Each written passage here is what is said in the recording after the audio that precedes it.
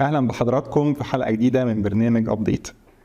كم مرة كنت قاعد بتتكلم مع واحد صاحبك على منتج معين أو حاجة معينة ولقيتها في نفس اليوم تطلع لك إعلان على فيسبوك أو يوتيوب أو حتى وانت بتتصفح الأخبار أو موقع إخباري؟ طيب كم مرة طلع لك إعلان وانت حتى ما تكلمتش عنه؟ يعني معنى كده ان هل التليفون بيقرأ الأفكار ولا الميكروفون مفتوح وبيسمعنا ولا في تجسس ولا هو ايه اللي بيحصل بالظبط؟ طيب لما بنيجي احنا ننزل برامج عندنا في التليفون بنلاقي صلاحيات بيسألنا اي تطبيق لما نيجي ننزله انه عايز يفتح مثلا الميكروفون او عايز يفتح الكاميرا او عايز يوصل لصلاحية للجي بي اس مثلا اللي هي بتاعت تحديد المواقع. كم مرة حضرتك رجعت الصلاحيات ديت بعد ما بتنزل البرنامج؟ طب ما سألتش نفسك ليه الصلاحيات دي بتتاخد او البرنامج بيطلب منك ده؟ طيب سؤال تاني، ما جاش في بالك ابدا التطبيقات المجانيه اللي احنا بننزلها كتير دي زي فيسبوك او يوتيوب او اي حاجه تانية، هل هي فعلا مجانيه؟ طب ولو كانت مجانيه الغرض منها ايه؟ يعني هم هيعملوها ويدوها لنا كده نستخدمها ببلاش؟ طب الموضوع ايه بالظبط؟ الهواتف الذكيه كلها دلوقتي زي الايفون او الحاجات اللي هي فيها اندرويد كلها دلوقتي مصممه فيها مساعد صوتي. المساعد ده بيعمل ايه؟ زي مثلا سيري في الايفون، زي الجوجل اسيستنت او جيميناي في الاجهزه بتاعه الاندرويد.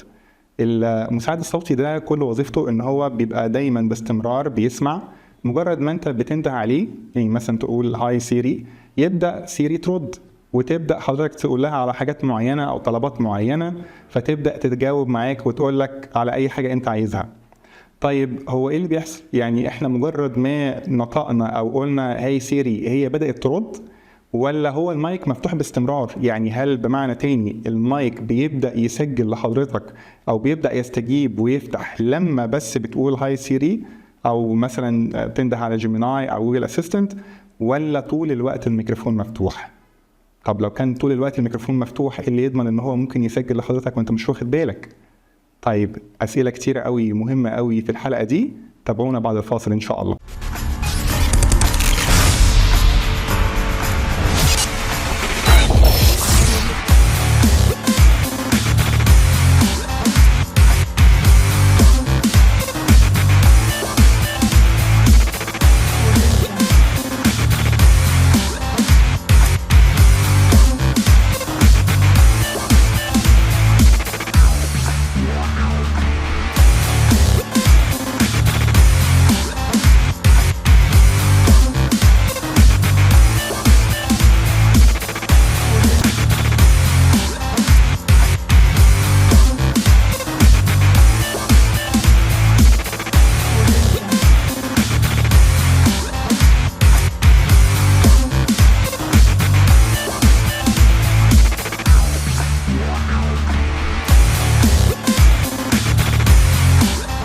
أهلا بحضراتكم مرة تانية.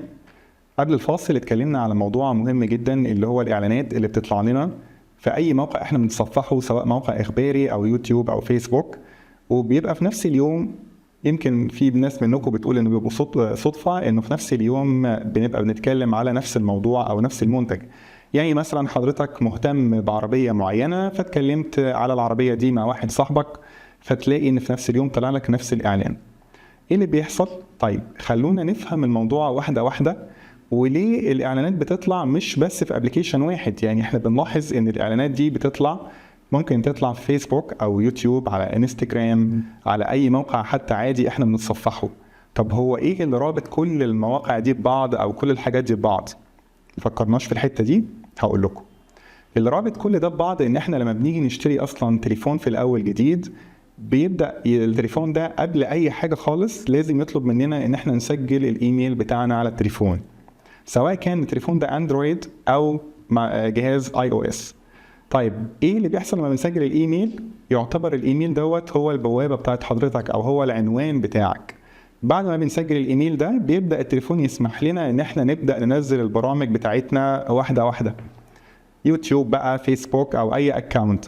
واي موقع حتى احنا بندخله بيبقى اوريدي مربوط بالجوجل مثلا اكاونت اللي حضرتك عامله. طيب بعد كده ايه اللي بيتم؟ لما حضرتك بتتكلم على موقع بقى زي ما اتفقنا او على منتج زي ما قلنا بيبدأ يطلع لك الاعلان. طب ايه اللي بيحصل في الحته دي تحديدا؟ السؤال بسيط لكن الاجابه محتاجه تفكير. احنا حتى لاحظنا لما بنيجي نتصفح جهاز الكمبيوتر بتاعنا او نفتح مثلا جوجل كروم او فايرفوكس او اي متصفح، برضو المتصفحات دي بتطلب مننا تدخيل الايميل بتاعنا عشان يبدأ يشتغل معاك بشكل صحيح. طبعا كده احنا بدأنا نجمع شوية الصورة ان الايميل ده هو العنوان بتاع حضرتك اللي بيبقى رابط جهاز الكمبيوتر بتاعك، الموبايل بتاعك او التابلت او اي جهاز الكتروني. طيب اللي بيحصل ان احنا كل مرة بندور فيها على حاجة او بنبحث فيها على حاجة او بندوس حتى على اعلان يظهر لك، الموضوع مش بيمر كده بسلام. الموضوع بيبدأ يتسجل جوه الجهاز الكمبيوتر بتاعك او الموبايل بتاعك، وبيبدأ الشركات تعرف انت اهتماماتك ايه. يعني بمعنى تاني هو بيحلل كل الحاجات اللي حضرتك عايزها. طيب امال ايه موضوع الميكروفون بقى؟ يعني احنا عرفنا ان احنا لو هندوس مثلا على او هنعمل سيرش مثلا على حاجه معينه، عربيه معينه او منتج معين، خلاص يعني ممكن كده هو هيفهم احنا عايزين ايه. انما الميكروفونات اللي شغاله باستمرار ديت، او لما بنيجي نتكلم على حاجه، ده بيتم ازاي؟ ده بيتم لان الميكروفون اصلا بيبقى شغال باستمرار في الخلفيه عند حضرتك في التليفون. طب عرفنا منين؟ عرفنا طبيعي لما بنيجي احنا ننده على التليفون بتاعنا زي ما قلنا من شويه هاي سيري او اي حاجه، بيبدا التليفون يتجاوب ويرد. ما هو ده معناه ان التليفون شغال المايك بتاعه باستمرار، ما بيفصلش، حقيقي ما بيفصلش. طيب احنا هل الحاجه ديت بقى، او السؤال المهم، الحاجه دي ممكن تقلقنا؟ طبعا ممكن تقلقنا. ليه؟ لان المفروض ان الحاجات ديت يعني بشكل رسمي شركه جوجل مثلا قالت انها ما بتسجلش، مفيش تسجيل بيتم للمستخدمين، ده الشكل الرسمي. لكن هل التطبيقات فعلا مش بتسجل؟ اشك. لان الحقيقه اللي بيتم في القصه ديت انه انا اي حاجه فعلا بقولها بلاقيها اتسجلت بالفعل. طب اتسجلت ليه؟ علشان الهدف برضو في المقام الاول الدعايه والاعلان.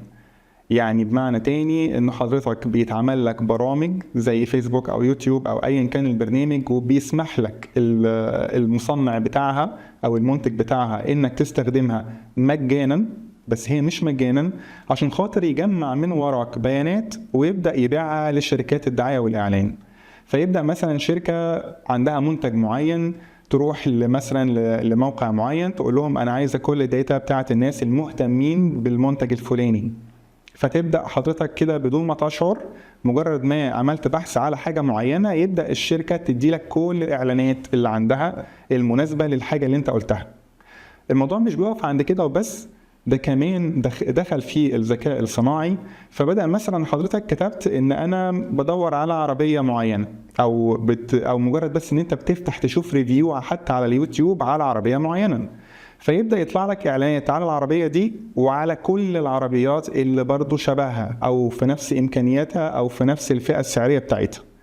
طب حضرتك بقى لو جربت مثلا وكتبت إن أنا بدور على شركات تقسيط أو شركات مثلا تأمين أو whatever كان الموضوع إيه، هتلاقي برضو فجأة يطلع لك كل الشركات اللي بتعمل موضوع التقسيط ده علشان تحاول إنها توصل لك.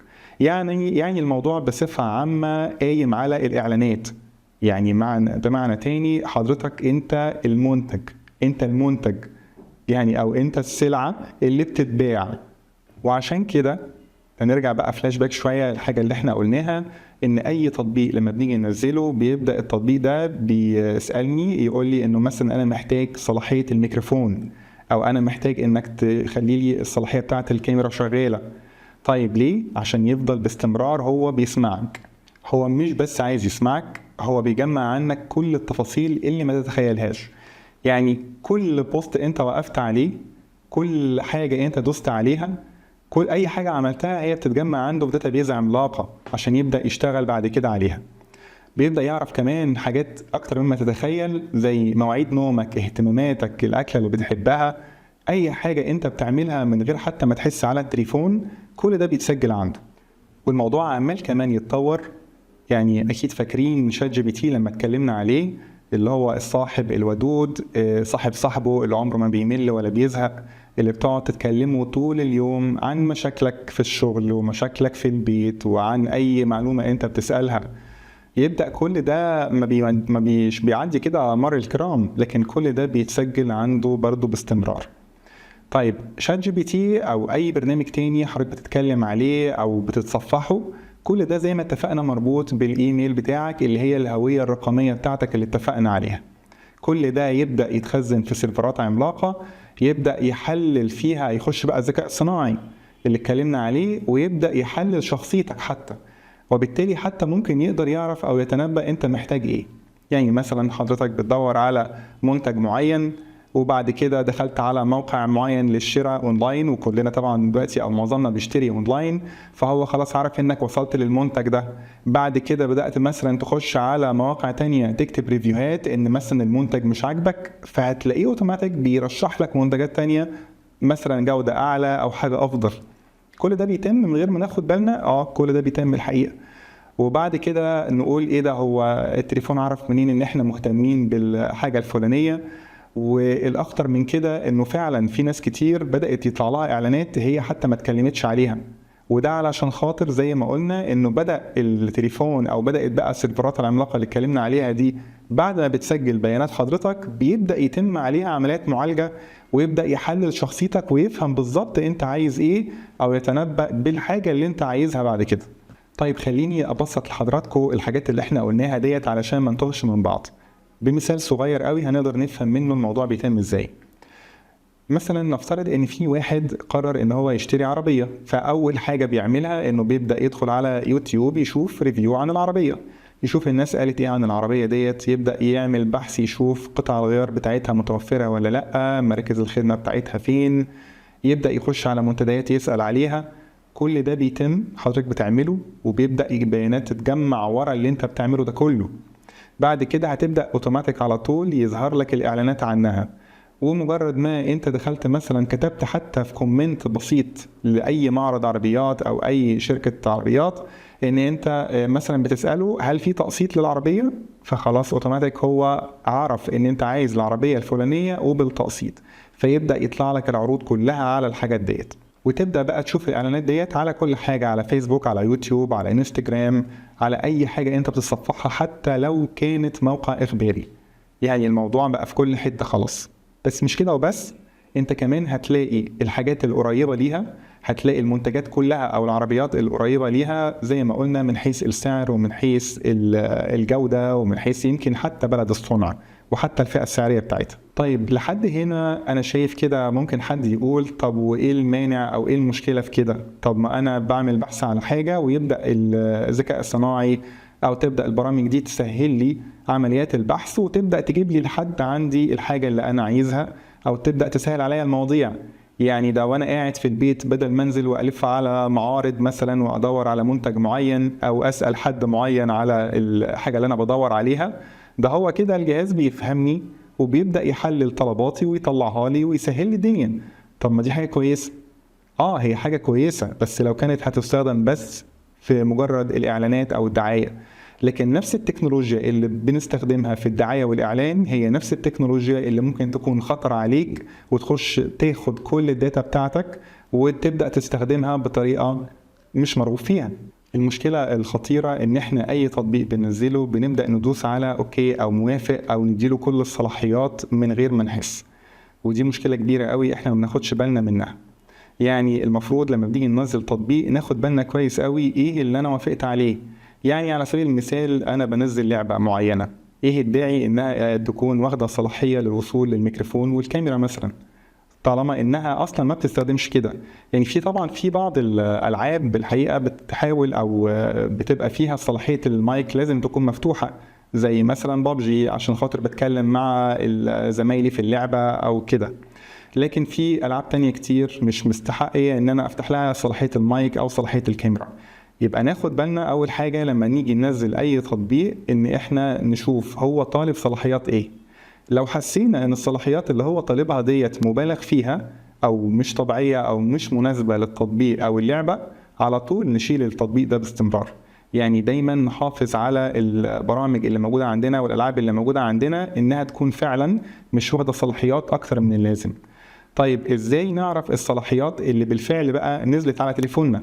يعني احنا نبهنا دلوقتي ان احنا ازاي واحنا بننزل البرنامج نفسه او اللعبة نبدأ ناخد بالنا من الصلاحيات اللي هياخدها. لكن طيب الوضع الحالي بقى دلوقتي، البرامج كلها والالعاب اللي متحمله عندنا على التليفون نعمل فيها ايه؟ نتصرف فيها ازاي؟ او نعرف هي بتستخدم صلاحيات كبيره ولا مش مستخدمه؟ ده اللي هنعرفه ان شاء الله مع بعض بعد الفاصل.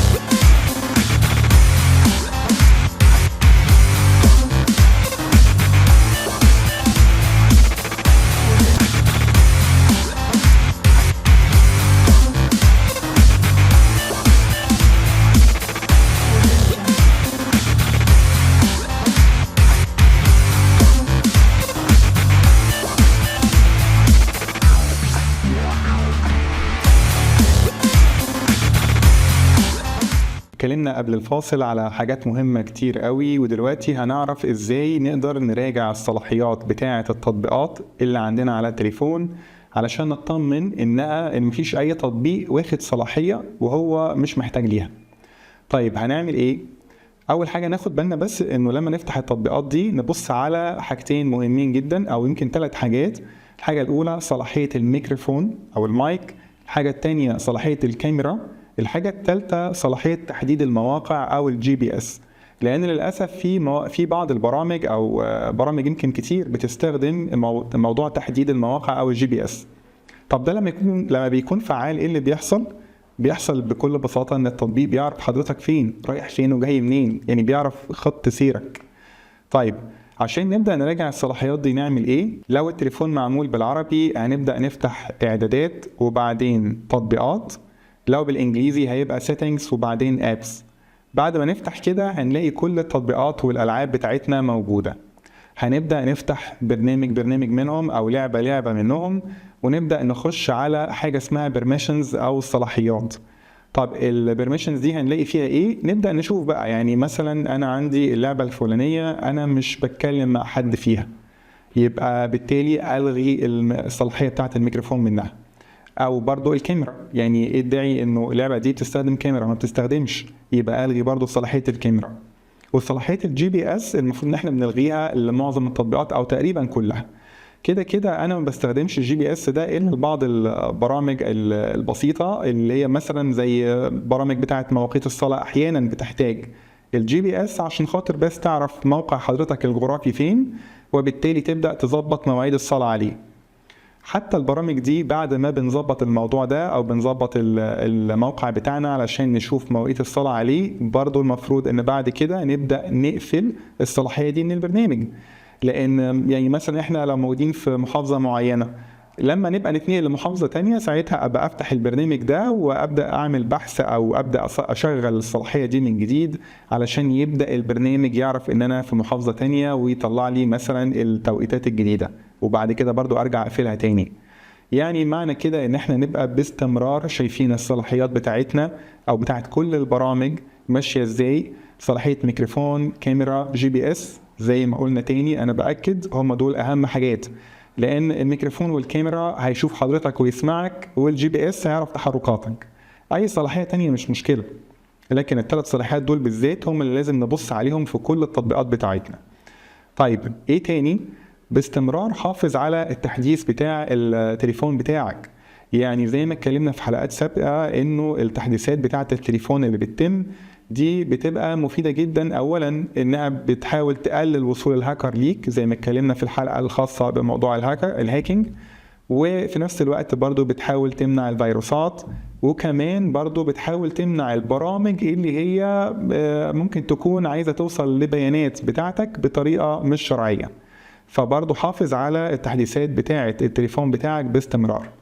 بالنسبة للكمبيوتر برضو تاخد بالك، لأنه برضو الكمبيوتر نفس النظام زي الموبايل، بيبدأ برضو ممكن يبقى فيه نظام الصلاحيات ده ممكن جدا يكون شغال وانت مش واخد بالك.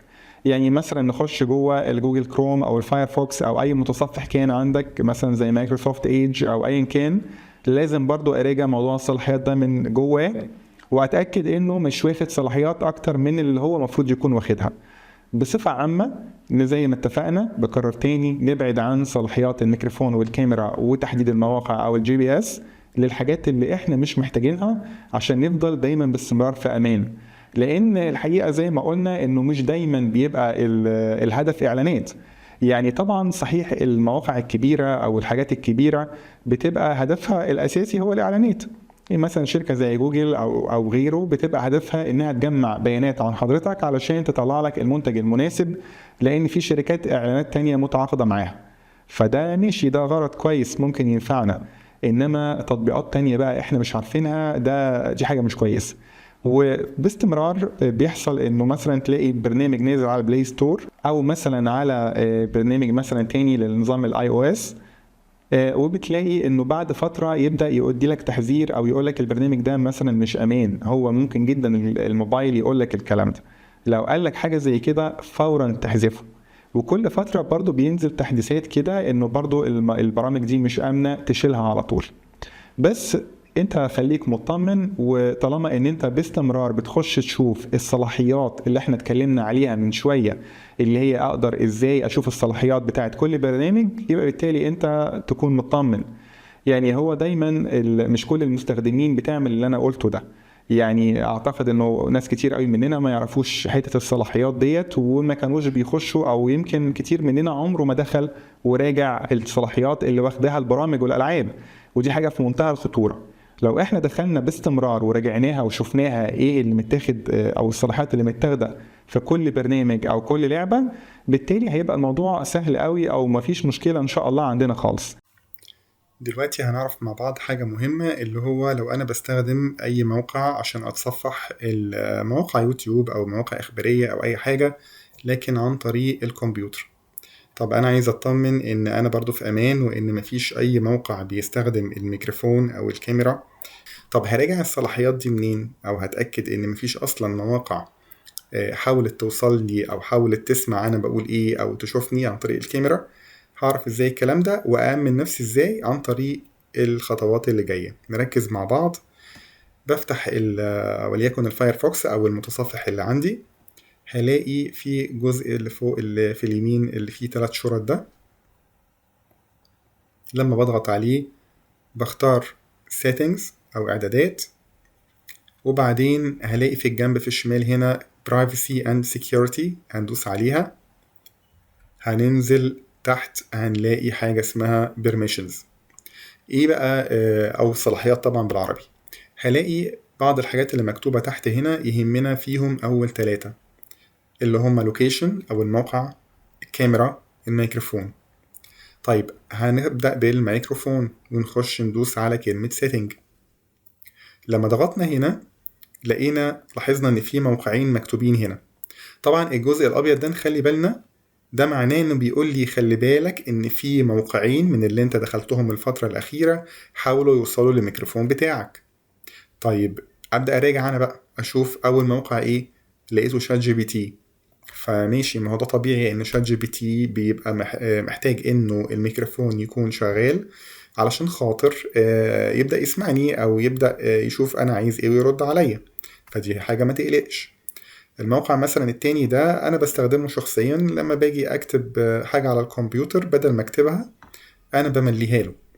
طيب لنفترض بقى ان احنا لقينا موقع تاني احنا مش عارفينه، ما نعرفوش. يعني انا مثلا عارف الموقعين دول وعارف ان انا بستخدمهم وعارف ان مفيش مشكلة منهم في ان هو يوصل للميكروفون، لكن لو لقينا موقع تاني هنعمل ايه؟ هنشيله طبعا. هدوس عليه وبعد كده انزل على كلمة remove website، هيروح جاي شايل الموقع ده تماما. او ممكن اعمل حاجة تانية، هاجي على اخر السطر كده واروح جاي دايس على السهم الصغير ده وادوس على كلمة بلوك.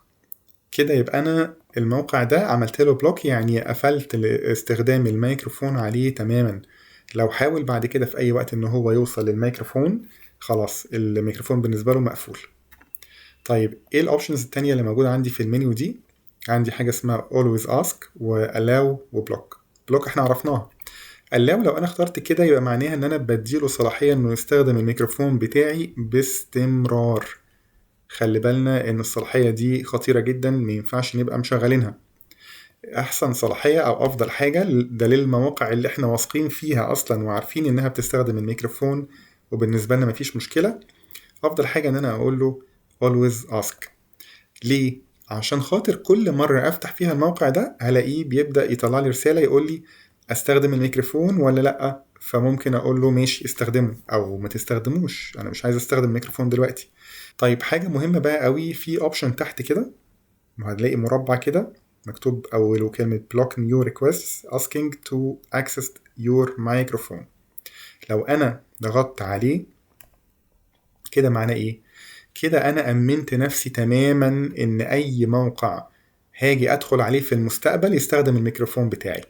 يعني أنا كده عملت بلوك أو عملت زي حماية من إن أي موقع جديد أدخل عليه وأنا مش واخد بالي يروح جاي مستخدم الميكروفون. بعد كده بدوس على كلمة سيف او على زرار سيف تشينجز، خلاص هو هيحفظ لي الاوبشن اللي انا عملته ده. طيب بعد كده نفس اللي عملته في ميكروفون هعمله في كاميرا وهعمله في لوكيشن. يعني لو دوست على كاميرا كده انا اطمنت بقى لما دخلت كده على كاميرا وما لقيتش حاجه في الجزء الابيض. ده معناه ايه؟ ده معناه ان مفيش ولا موقع من اللي فتحتهم في الفتره الاخيره حاول ان هو يوصل للكاميرا بتاعتي. طيب وبرضو زي ما احنا عارفين نفس الاوبشن اللي فعلناه في الميكروفون هنفعله برضو في الكاميرا، اللي هو block new requests asking to access your camera. كده انا برضو قفلت على اي موقع في المستقبل ان هو يحاول يستخدم الكاميرا بتاعتي. وبرضو نفس النظام هعمل سيف للاوبشن اللي انا عملته وخلاص. نفس النظام برضو للوكيشن عشان ما نكررش كلامنا، نفس النظام هدوس سيتنج ما لقيتش حاجه هنا يبقى اطمنت ان مفيش مواقع حاولت تدخل على او تعرف انا مكاني فين بالظبط، وفي نفس الوقت انا امنت نفسي اني دوست على الاوبشن ده وقلت له سيف. حاجه بس مهمه اخيره، هي مش موقع يعني مش موضوعنا النهارده، لكن هي حاجه مهمه قوي حبيت بس اوضحها طالما ان احنا جوه الجزء بتاع الصلاحيات والامان. لو انا طلعت فوق شوية في الصفحة هلاقي حاجة مهمة قوي، حاجة اسمها اوتو فيل. الاوتو فيل دي بتعمل ايه؟ مكتوب كده كلمة save and fill payment methods. يعني ايه الاوبشن ده؟ الاوبشن ده خلي بالكم خطير جدا، في منتهى الخطورة. ده لو انا مفعله معناها ان انا لو دخلت موقع واشتريت بالكريدت كارد بتاعتي حاجة هيبدأ يحفظ البيانات اللي انا دخلتها له، يعني يحفظ رقم الكارت بتاعي والرقم السري برضو اللي انا دخلته. فبالتالي الاوبشن ده ما ينفعش يكون مفعل، لازم اشيله. عشان لو مفعل زي ما اتفقنا خلاص كل بيانات الكارت بتاعي في اي موقع بكتبه هو بيحفظه عنده. طبعا دي حاجة للأمان مش مظبوطة، فنتأكد ان الاوبشن ده مش مفعل. عشان كده قلنا في أول الحلقة إن مش دايما كل البرامج المجانية مجانية. ممكن جدا إن يبقى في لعبة معمولة أو برنامج معمول هو مجاني ونازل لحضرتك مجاني، ده في الظاهر، لكن في الباطن هو نازل علشان يجمع بيانات عنك وعلشان يعني في أحسن الأمور يبيعك. أيوة، عشان خاطر يبيعك لشركات الدعاية والإعلان. دي ببساطة الحاجات اللي كنا حابين ان احنا نتكلم عليها النهاردة، وارجوكم خليكم مركزين في الموضوع دوت لان الموضوع ده مهم جدا جدا جدا. وان شاء الله اشوفكم الحلقة الجاية باذن الله، واللي ما لحقش يشوف الحلقة او عايز يشوفها تاني هي موجودة على اليوتيوب على اللينك اللي ظاهر لحضراتكم في الشاشة من تحت. اشوفكم على خير ان شاء الله، والسلام عليكم.